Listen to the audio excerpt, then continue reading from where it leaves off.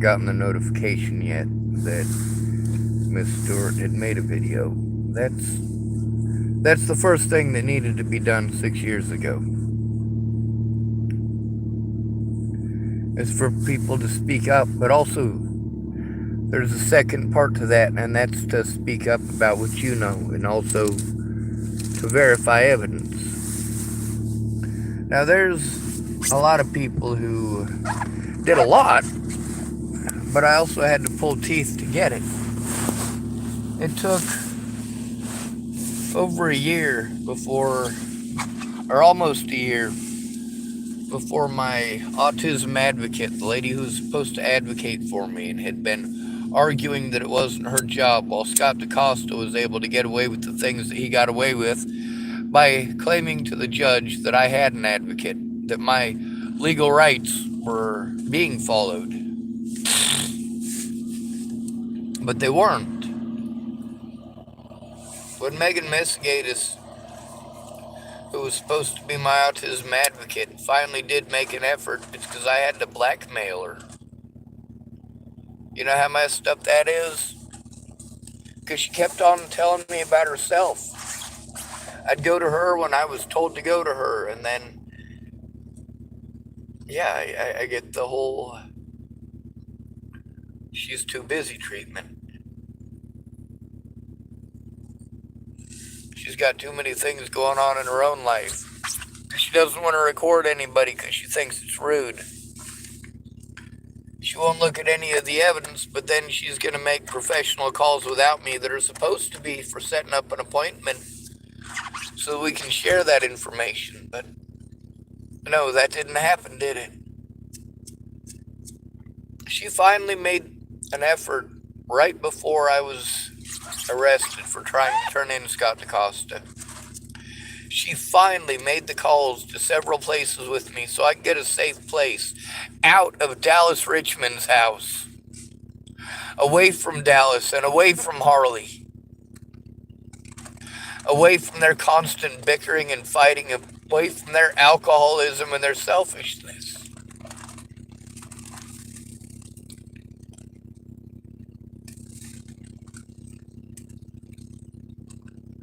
I finally, after making literally over 100 calls in like a 2 to 3 day period, trying to find a safe place because I was having Sandy Fromm and Wendell McPhee both telling me that, and they weren't the only ones either, by the way, telling me that Scott DaCosta was running around telling everybody he was going to run me out of town. He also ran around telling everybody I was schizophrenic, which I'm not. Even Megan Misgatis,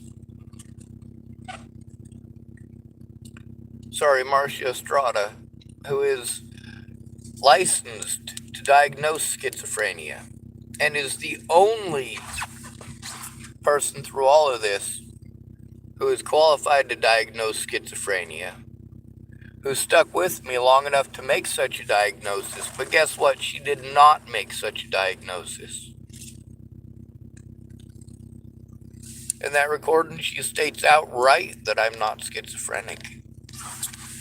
There's a lot of evidence that's available on YouTube. There's also a lot of evidence that, well, for example, Michelle Stuart, since we're blocked from talking to each other on Facebook somehow, I can't send her evidence to share. I can't show her the evidence that I'm telling the truth, the stuff that's private. It's much more difficult this way. But she did the right thing. She took the right first step, and that is to speak out. Take a look at evidence and speak out, and she has seen a lot of it. She's been watching my videos.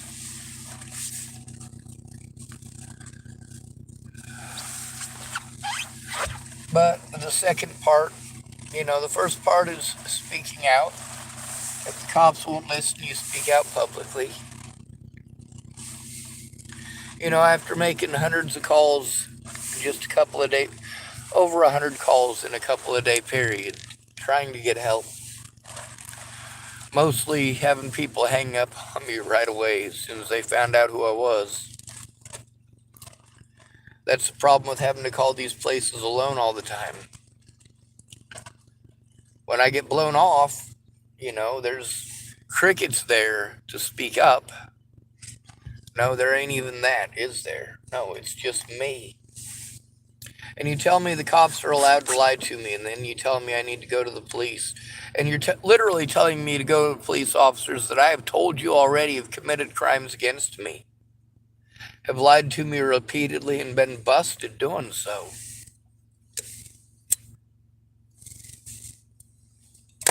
It's even on my YouTube channel, but they were able to keep that out of court because nobody spoke up. Not one of these people that I was trying to show this evidence to actually sat down and bothered to take a look at it, except for Mandy Singer. And we didn't even get through 1% of everything that I had to show. Mandy Singer could have spoken up at the very beginning when specifically Natalie Bollinger's mother was getting on there to harass me and call me a stalker. I hadn't stalked her daughter stalked me, and the evidence proves it. But nobody wants to look at the evidence, they just want to believe what these web sleuths say. Megan Messigatis, when she finally tried making those calls with me. That was after I was assaulted by Scott DaCosta, and after I was assaulted by Robert Franklin Warnick, after repeatedly going to her, trying to turn in Scott DaCosta and Robert Franklin Warnick. And finally, she made about half a dozen calls with me, and we were able to get me a room.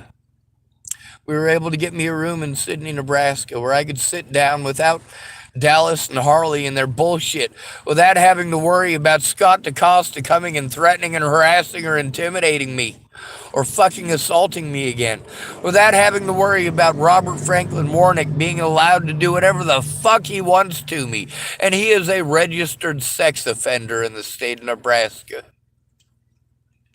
Scott DaCosta and his employee Leslie Snell did all they could to help cover up the crimes of Dual County Sheriff Scott DaCosta, and several of their friends who were involved with it are now in prison for doing similar shit.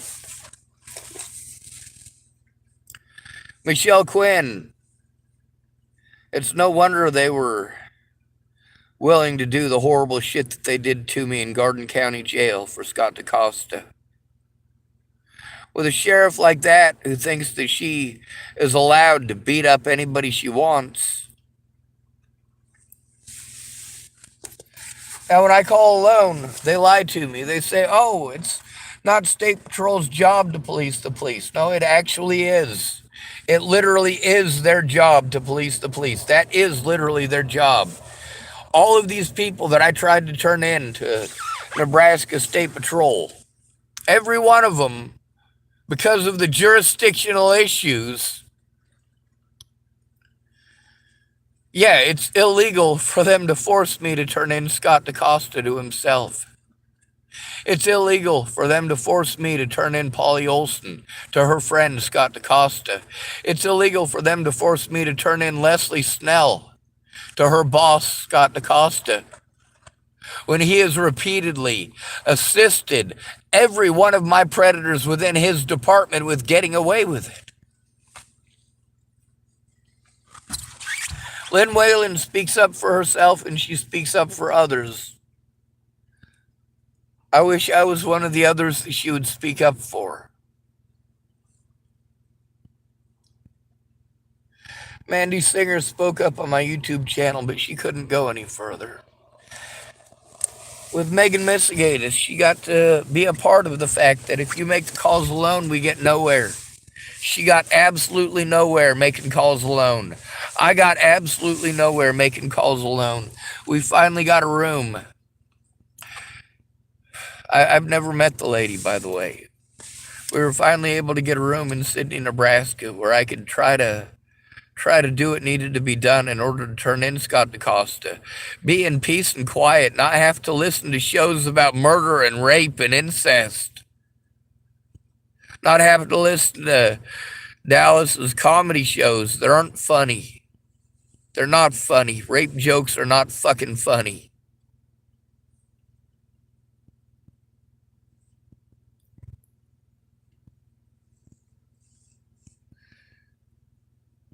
We had to make a lot of calls together before we were able to get that room. Kaplan paid for that room for 7 days, but Scott DaCosta was able to break the law across multiple jurisdictions, literally across the entire state of Nebraska. He had me sent to Garden County and then he had me arrested in Sydney, where I had to go to flee abuse by Scott DaCosta and his deputies and Robert Franklin fucking Warnick. And that situation with Robert Warnick spilled out into Dallas and Harley's house, because Dallas was arguing with Harley over whether or not she was cheating on him with Robert Franklin Warnick right after he assaulted me. No, she wasn't over there to fucking cheat on him. She was over at Robert Franklin Warnick's house to try to fucking help him frame me for fucking being a victim. Harley didn't fucking like me because I told the truth about the abusive shit that she put us through. That's the thing that you don't get when you're fucking abusing your spouse. Every single person who is there is enduring that. Many of us having to relive our own traumas, and we're supposed to keep our mouths shut. We're supposed to say nothing. Well, saying nothing got enough of my friends killed.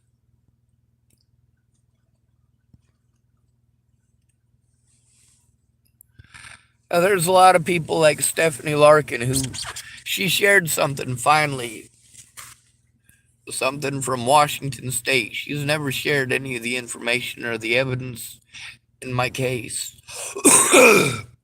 She's never bothered to try sharing that stuff or to speak up for me the way that Michelle just did. She's the first person to actually do any such thing, to even try doing any such thing on her own in 6 years. She finally got the point. I wish that everybody else had gotten the point that I'm not allowed to defend myself. I'm supposed to be protected, but I'm not. They use my intelligence to deny me the rights of a disabled person. And then they use disabilities I don't even have in order to deny me the rights of an intelligent person. They pretended I was schizophrenic for a reason.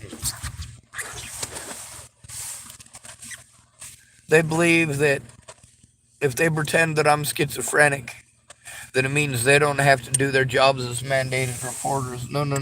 If I was schizophrenic, that would make it even more important for them to do their fucking jobs.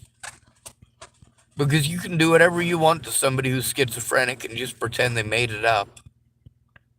It's disgusting.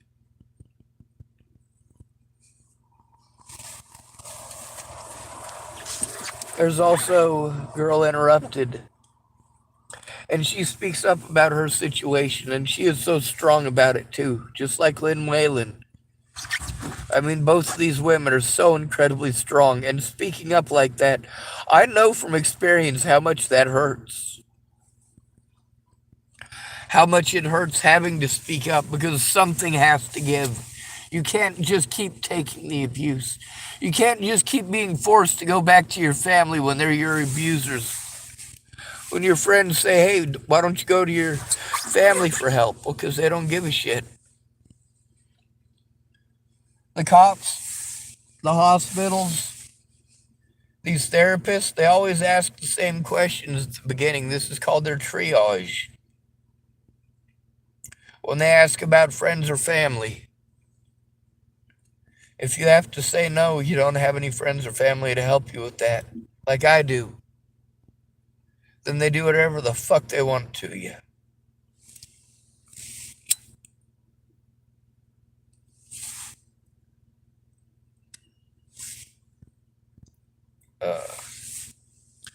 Wet tobacco. That's right, I've still got some half cigarettes here. The other thing is that Lynn Whalen can speak up about multiple situations. She just doesn't realize the importance of them. I'm hoping that Siggy Lorick realizes the importance. Step 2 is making the phone calls. But also, I've made a lot of phone calls, so once you realize who I've called, then you realize why it's uphill. Every one of those places that I had to call alone, every single time that I had to call them alone, that was a phone call that should have been made with someone else who had taken a look at evidence. But people wouldn't even look. Wouldn't even look. They said, Sean, if you send it to me, I'll look. And then months later, they say, oh no, I didn't take a look at it. I couldn't open it up. Well, you told me that you opened it up and looked at it 6 months ago. People say, I don't know how I can help. You can do exactly as Michelle Stuart just did. She spoke up on YouTube. She spoke up publicly on her own channel.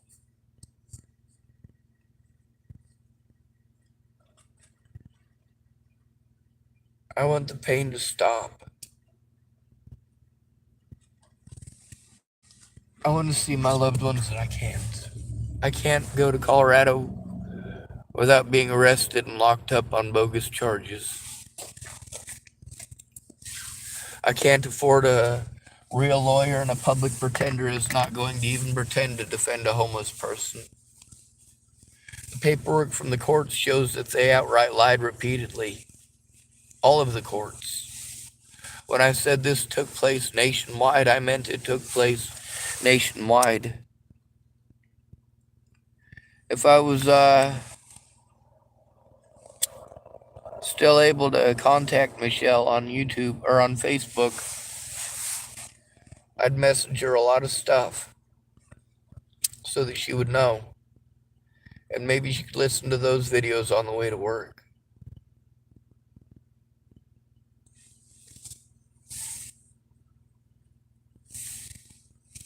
I know what my rights are, but they're not observed because I'm alone. See, when you say all I have to do is assert myself and stand up for my rights and know my rights, it doesn't matter if I know my rights. They can call me mentally ill and do whatever they want. I'm automatically discredited. It's their word versus mine, and I must be a liar because of the mentally ill tag.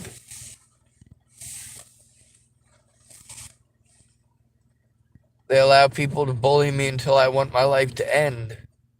And instead of trying to end my life, I try to get help, and I try being honest about the fact that they bullied me to the point that I want my life to end. But rather than do something about the bullies, they bully me for coming forward. You also get to see how my friends did the same thing, even if they did it what's called passively, passive aggression. They're pissed off that I want them to tell the truth. So they play stupid, passive aggressively blame me for every goddamn thing that happened. They don't know a goddamn thing about what happened because they never bothered to take a look. These are our friends. This is the friends that homeless and disabled males have to look forward to. Friends who hold bias.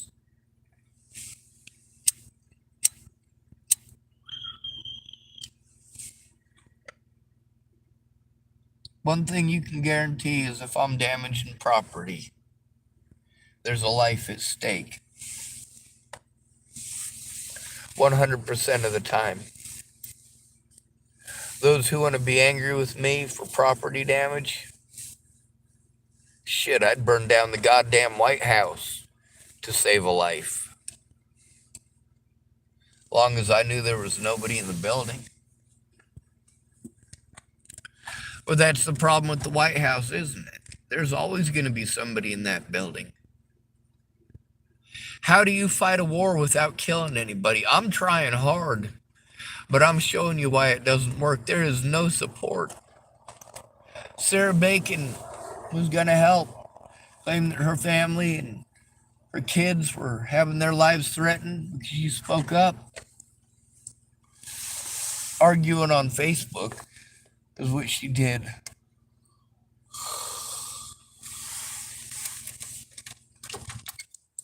These people ran away because I told the truth.